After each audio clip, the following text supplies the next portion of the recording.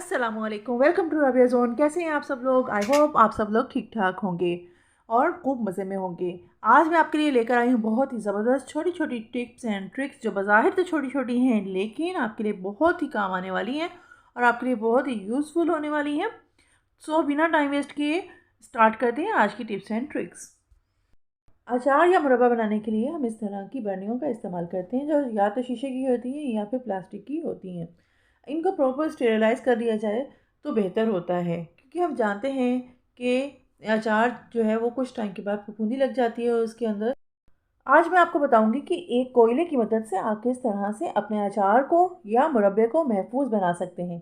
आपने एक कोयला लेना है और इसको इस तरह से जल्दी चूल्हे के ऊपर रख देना है और इसको अच्छी तरह से गर्म कर लेना है यहाँ तक कि ये बिल्कुल कम्प्लीटली लाल हो जाए। ये देखिए मैंने इसको चूल्हे के ऊपर रख दिया है और अब इसके लाल होने का इंतज़ार करूँगी कि ये अच्छी तरह से रेड हो जाए। अब ये देखिए यहाँ पर ये रेड हो गया है और मैं इसको यहाँ से उतार कर एक स्टील के बर्तन में रख लूँगी।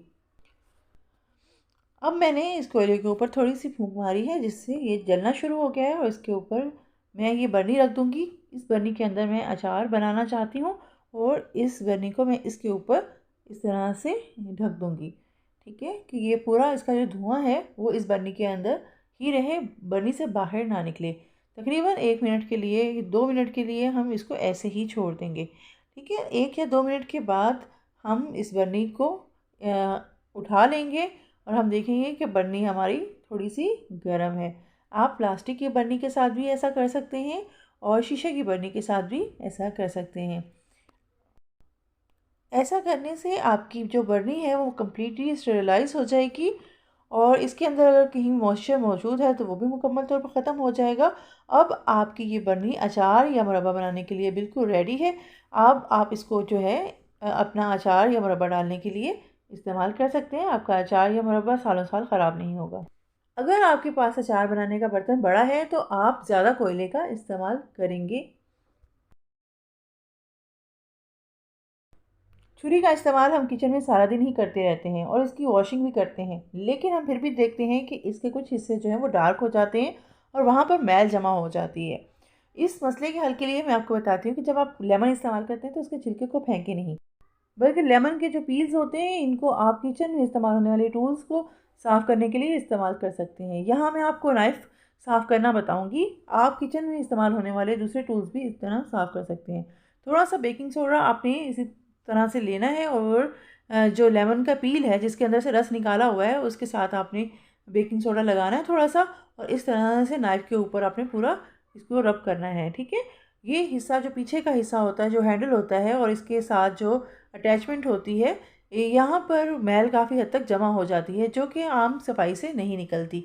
इस तरह से लेमन को आपने सोडे के साथ मिक्स करते जाना है और इसके इन हिस्सों पर आपने इसको रब करना है। ठीक है, आपने सिर्फ इसको एक बार अप्लाई करना है इसके साथ और इसको 5 मिनट के लिए छोड़ देना है। 5 मिनट के बाद आपकी नाइफ़ पे लगी हुई तमाम मैल जो है वो काफ़ी सॉफ्ट हो चुकी होगी। उसके बाद आपने एक टूथब्रश लेना है और इस तरह से जो हिस्से इसके मैले हैं वहाँ पर आपने टूथब्रश की मदद से रब करना है। ठीक है, इस तरह करने से ये जो हिस्सा ये है ये यहाँ पर भी आपने अपना टूथब्रश जो है वो फेरना है।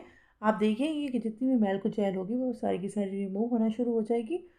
इस तरह से आपने अच्छी तरह से जहाँ जहाँ भी मैल और कुचैल जमी हुई है, नाइफ़ या आपके दूसरे किचन के जो दूसरे टूल्स हैं उन पर वो तमाम आपने इस तरह से साफ़ कर लेने हैं और उसके बाद इसको पानी की मदद से वॉश कर लेने हैं।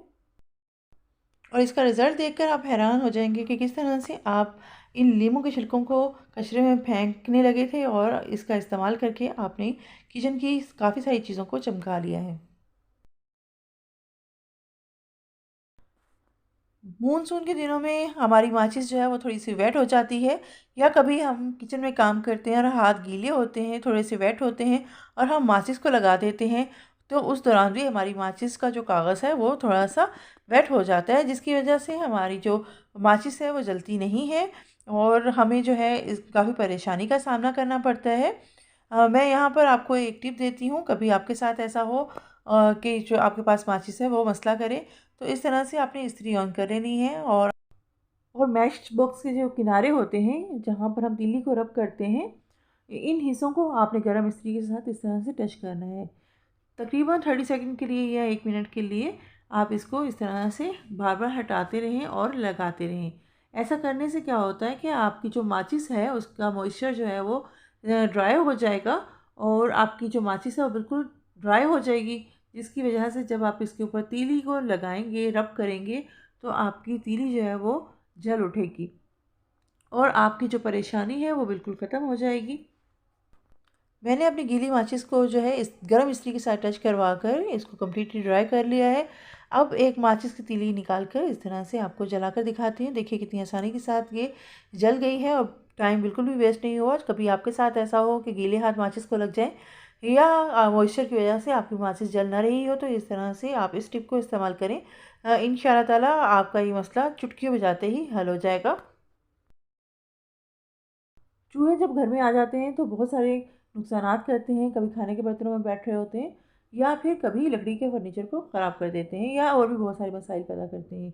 मैं इन चूहों को भगाने के लिए एक बेहतरीन नुस्खा लेकर आई हूँ। इस टिप को फॉलो कीजिएगा। आपको बाहर से वो कोई चीज़ ख़रीदने की ज़रूरत नहीं होगी और इसका रिज़ल्ट बहुत बेहतरीन होगा। ये चूहों को भगाने के लिए बेहतरीन टिप है। इसके लिए आपको चाहिए एक अदद साबुन। आप नहाने के लिए जो साबुन इस्तेमाल करते हैं वही साबुन इस्तेमाल कर लीजिए। यहाँ पर मैं लक्स साबुन इस्तेमाल कर रही हूँ।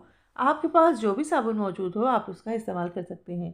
इस साबुन को आपने ले लेना है और लेने के बाद आपने ग्रेटर की मदद से ग्रेट कर लेना है। ठीक है, जैसा कि आप वीडियो में देख सकते हैं कि मैं लक्स को इस तरह से ग्रेट करूँगी और इस तरह से आपके पास जो भी साबुन अवेलेबल है आप उसको इस तरह से ग्रेट कर लीजिए। तकरीबन हमें 2 टेबल स्पून जो यहाँ पर साबुन चाहिए, तो मैं यहाँ पर तकरीबन जब 2 टेबल स्पून हमारा ग्रेट हो जाएगा सोप, तो मैं साबुन को हटा दूँगी। ये देखिए इतना सोप मेरा यूज़ हुआ है। अब ये मेरे पास जो है वो साबुन है जो कि मैंने ग्रेट कर लिया है। इसके अंदर मैं एक और इंग्रेडिएंट ऐड करूँगी जो कि घर में ही अवेलेबल होता है। ये है हमारे पास लाल मिर्च।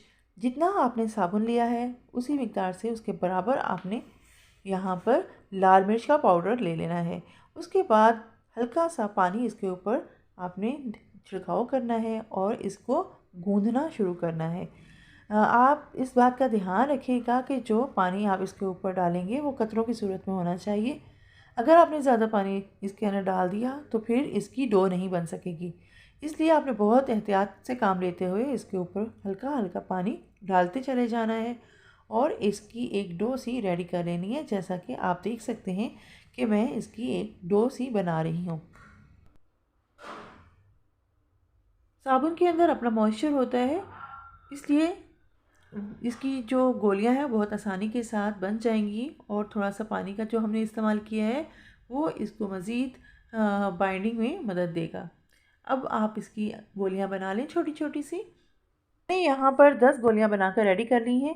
अब आपने क्या करना है कि हर वो चीज़ जो कि चूहा खा सकता है उसको हटा दें ताकि चूहे को कोई चीज़ खाने को ना मिले और इन गोलियों को आप ऐसी जगहों पर रखें जहाँ पर चूहा आता है, जैसे पौधों के दरमियान, वॉशिंग मशीन के नीचे, अगर कोई बिल है तो वहाँ रख दीजिए या फिर इनको जब चूहा खाएगा इन तो गोलियों को खाने से चूहा जो है वो एकदम से वो मिर्चें जो हैं उसके हलक में लगेंगी और वो भागता हुआ घर से बाहर निकलेगा और आइंदा कभी घर की तरफ रुख नहीं करेगा।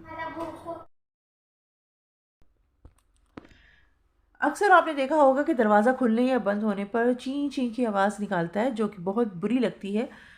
इस चीं चीं की आवाज़ को ख़त्म करने के लिए आपने क्या करना है, ये जो जॉइंट्स होते हैं जहाँ पर दरवाज़ा जो है वो दीवार के साथ मिलता है, इन हिस्सों पर आपने जो है मॉइस्चर अप्लाई करना है। मॉइस्चर अप्लाई करने से क्या होता है कि एक तो दरवाजे के अंदर जो लगी हुई जंग होता है वो भी ख़त्म हो जाता है और इसकी चींची की आवाज़ भी ख़त्म होती है। इसका जो बेस्ट ऑप्शन है वो आपके पास वैसलीन है जो कि घर में मौजूद होती है।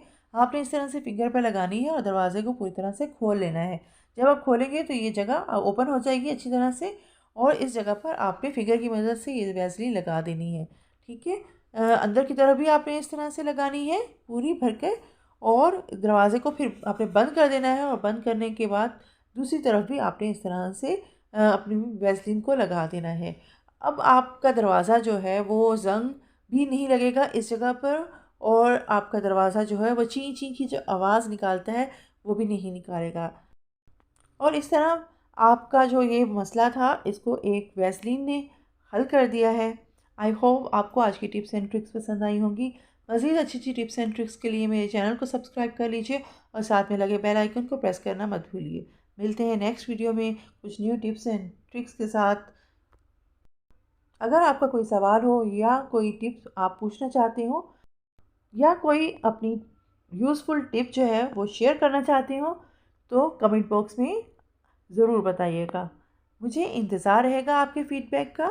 मिलते हैं नेक्स्ट वीडियो में। तब तक के लिए अपना बहुत सा ख्याल रखिएगा। अल्लाह हाफिज़।